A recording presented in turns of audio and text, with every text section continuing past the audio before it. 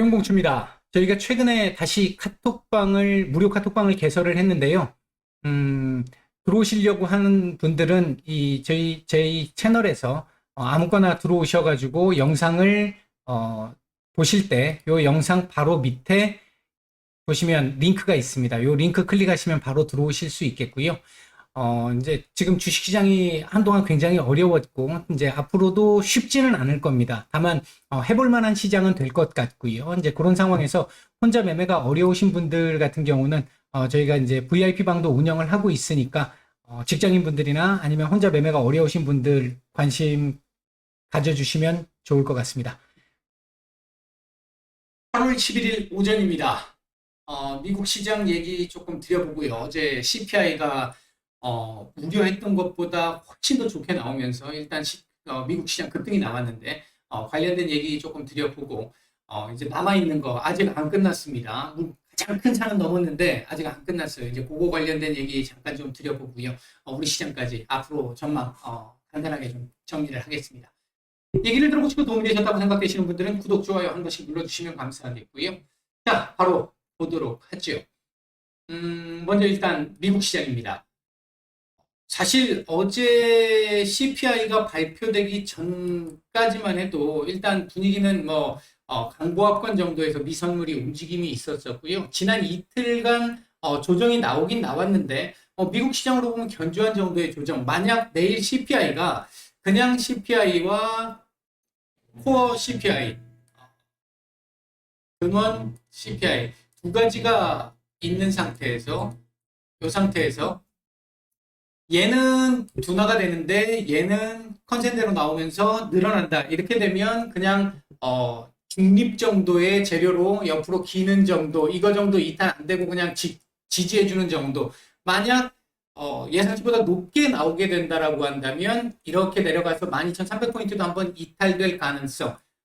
그게 아니라 둘 다 괜찮게 나올 거라고 본다면 일단 약간 좀 한번 올라가서 요거 다시 한번 도전. 요 정도의 흐름이었는데 일단은 헤드라인 CPI 같은 경우 예상치보다 낮게 나왔고요. 더 좋게 나왔고요.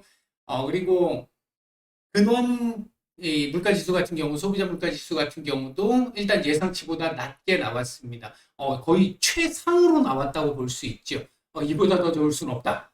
그 CPI 발표 소식 이후에 미선물 급등이 나왔고 그 영향으로 본장에서도 급등세가 한번 나온 모습이 연출이 됐습니다. 일단 이렇게 되면 13,000포인트 돌파 시도 나오겠죠. 이제 이렇게 되면 이 위에서 노느냐 아니면 현재 이 박스권이냐의 문제인데 일단 요거부터 먼저 살펴보고 가죠. 일단 CPI 관련된 내용은 따로 말씀 안 드리겠습니다. 다들 이미 많이 알고 계실 테니까 일단 좋았다라는 거 정도. 그리고 애틀랜타 연은에서 발표를 하는 3분기 GDP 예상치의 경우에 기존에 1.4% 정도 예상을 했었는데 어제 발표된 거에서 2.5%까지 또 높아졌습니다. 이 얘기는 결국 뭐를 얘기하는 거냐? 경기 침체 우려 너무 심했네.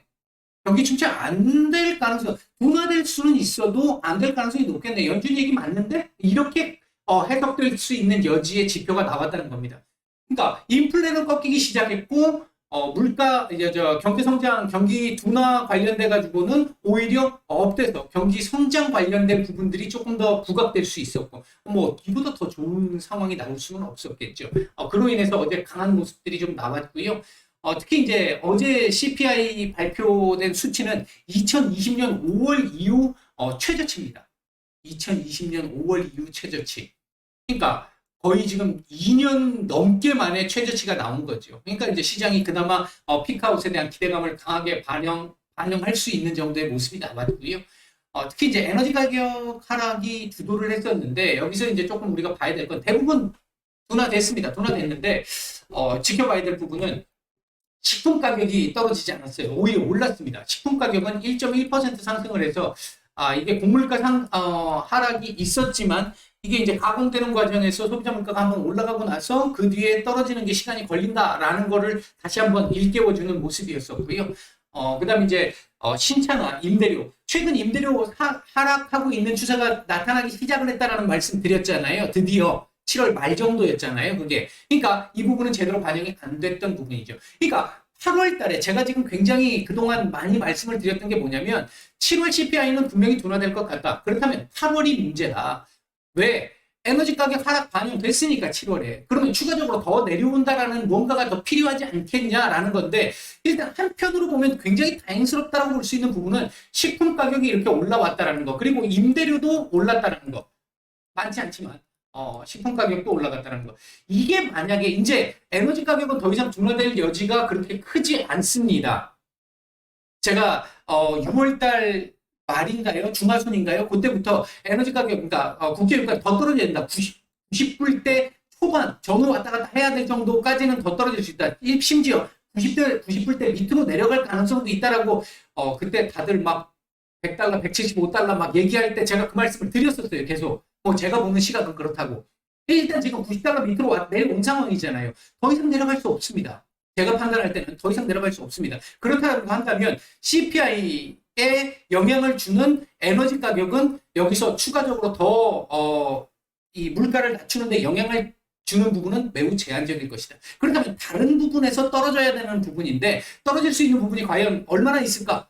라고 생각을 해보면 일단 중고차 가격 그동안 물가 상승을 유도했던 중고차 가격도 꺾였단 말이에요. 꺾였었고 항공료도 많이 꺾였습니다. 그러니까 이미 지금 많이 꺾여서 예상치보다도 낮게 나온 거기 때문에 다음 더 낮춰야 되잖아요. 지금 절대 수치가 워낙 높기 때문에 현재 뭐 이 물가 지수가 지금 8.5잖아요. 이거 지금 2%대로 지금 만들어야 되는 거니까 아직 내려와야 될 자리 무지하게 많이 남았습니다. 그럼 뭐해서 내려오겠느냐?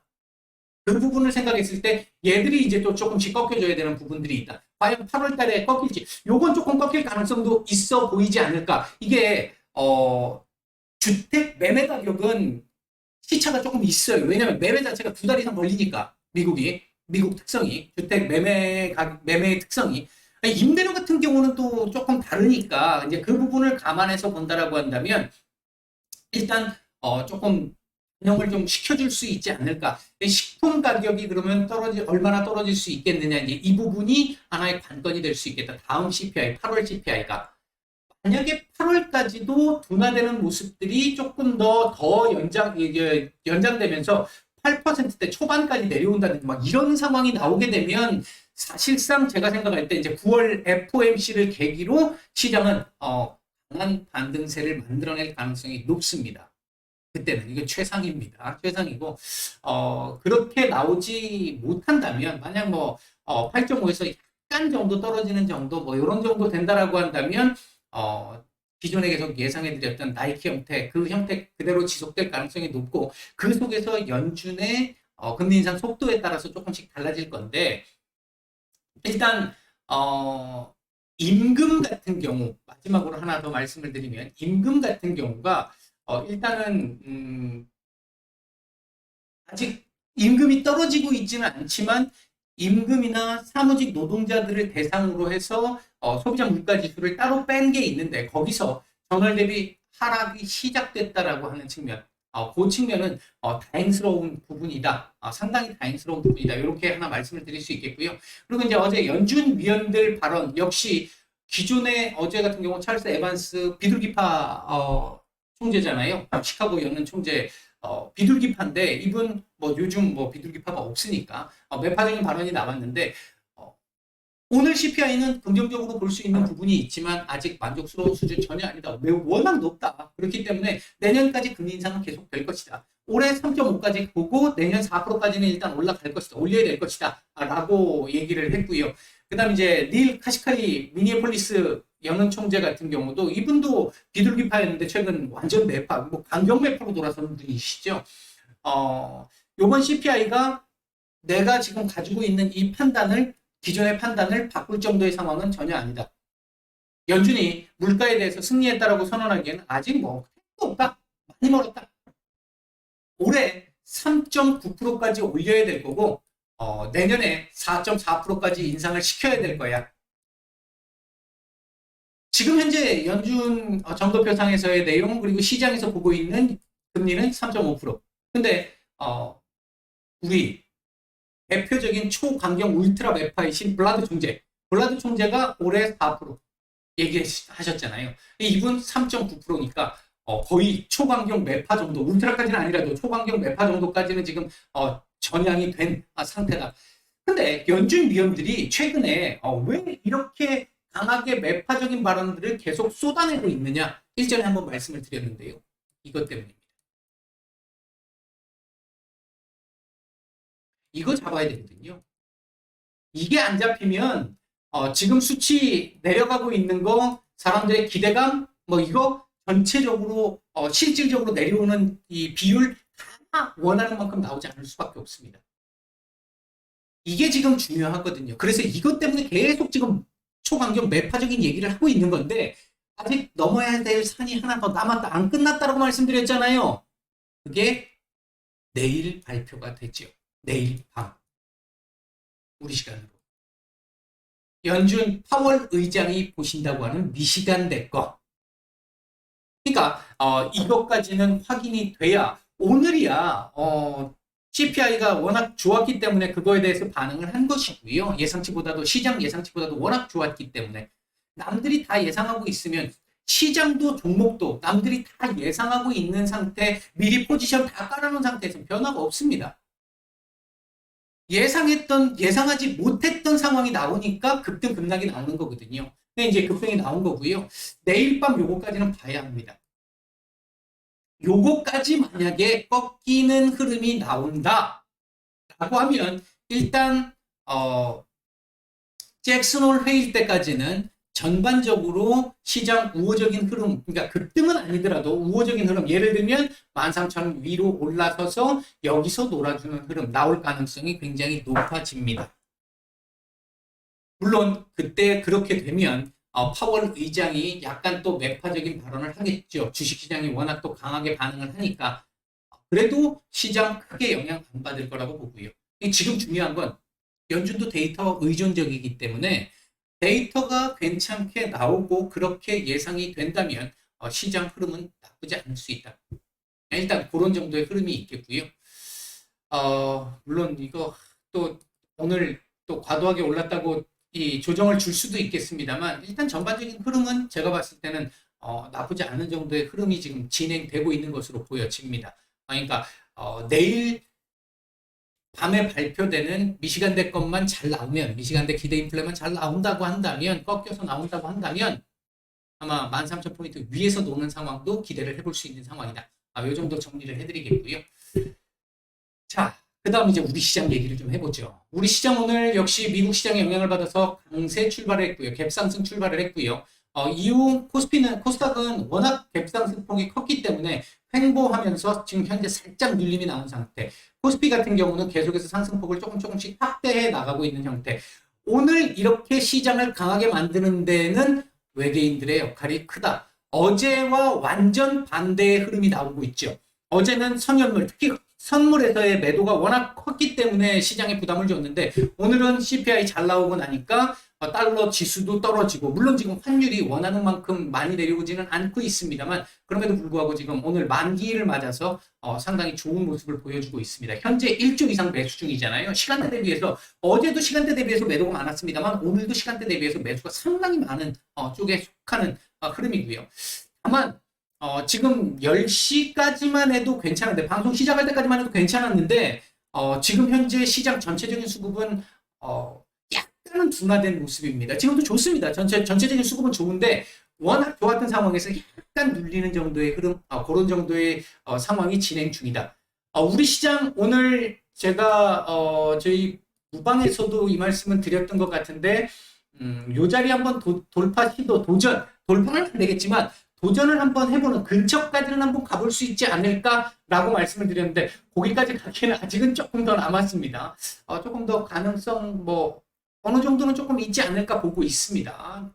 근처까지는 붙여주는 흐름, 지금보다는 조금 더 올라가는 흐름 기대를 하고 있고요.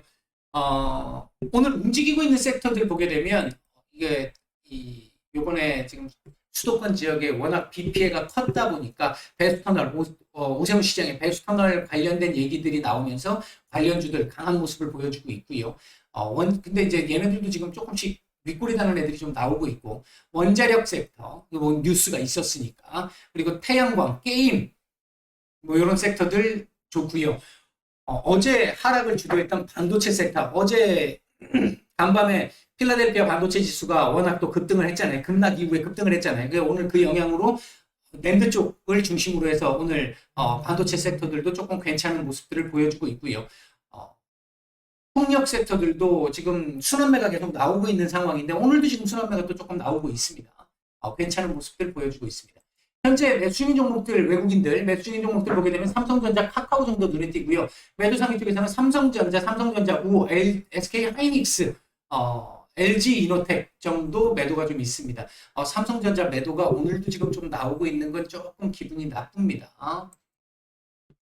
코스닥 시장 쪽에서는 세비캠, 보성파워텍, 이노테크닉스, 이오테크닉스, 컴투스, 히림, LX세미콘, 리노공업, 시젠, 동진세미캠 이런 종목들 매수가 좀 괜찮게 들어오고 있고요. 매도 상위 쪽에서는 LNF, 에코프로, LNF 매도가 굉장히 많습니다.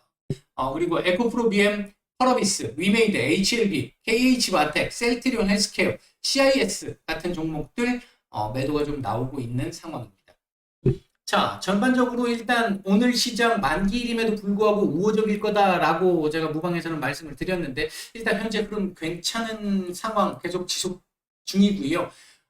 그리고 아마 오후장 들어가면서 변수가 물론 있긴 하겠습니다만 반등폭을 조금 더 키우면서 아까 말씀드렸던 2540포인트 근처를 한번 이렇게 가려고 폼을 잡는 정도의 수준까지는 좀 만들어주지 않을까. 다만 오늘 상승 종목 수도 절대적으로 많고 상승도 많이 지금 되고 있고 시장 전체적으로 조금 이제 온기가 좀 도는 듯한 모습이 있기는 합니다만 상한가 한 종목밖에 없습니다. 이 얘기는 강하게 튀면서 뭔가 섹터 전체를 확 끌고 가는 이런 주도주는 아직은 없는 상태다. 시장이 주도주가 없다는 얘기가 시장이 아주 강하게 돌아서서 막 이 움직이는 그 상황을 만들기는 아직까지는 좀 어렵다. 이제 제가 지금 말씀드리는 수준을 조금 약간 부정적으로 말씀드렸습니다만 레벨을 한 단계 더 높여서 눈높이를 높여서 말씀을 드린 거예요. 지금 현재 이 정도 상황이면 제가 말씀드렸던 상황 충분히 그 정도는 되는 건데 이제 눈높이를 한 단계 더 높여서 지수가 조금 더 제가